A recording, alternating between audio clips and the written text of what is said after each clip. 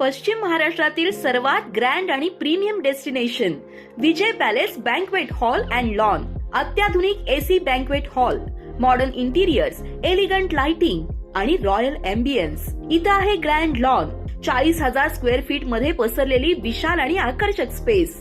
मोठी लग्न, रिसेप्शन आणि भव्य कार्यक्रमांसाठी परफेक्ट. स्वतंत्र आणि प्रशस्त डायनिंग एरिया, अँपल पार्किंग आणि तुमच्या पसंतीनुसार कोणतीही कॅटरिंग सर्व्हिस निवडण्याचं फ्रीडम. लग्न, साखरपुडा, कॉर्पोरेट इव्हेंट्स, कॉन्फरन्सेस, एक्झिबिशन्स किंवा ग्रँड पार्टीज, प्रत्येक कार्यक्रमासाठी एकच नाव, Vijay palace banquet hall and lawn. Address Sangli highway at post Halondi, Hatkanangale, Kolhapur.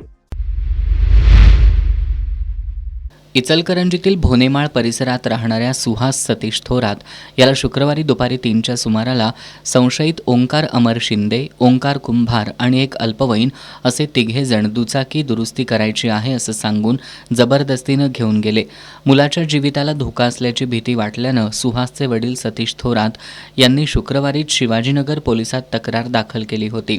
पोलिसांकडून शोधमोहीम सुरू असताना आज पहाटे देवचंद महाविद्यालयाच्या पाठीमागील ओढ्यात एका तरुणाचा मृतदेह आढळून आला.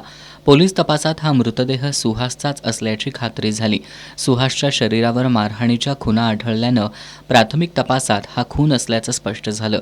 पोलिसांनी तातडीनं तपास पथकं तयार करून संशयितांचा शोध सुरू केला.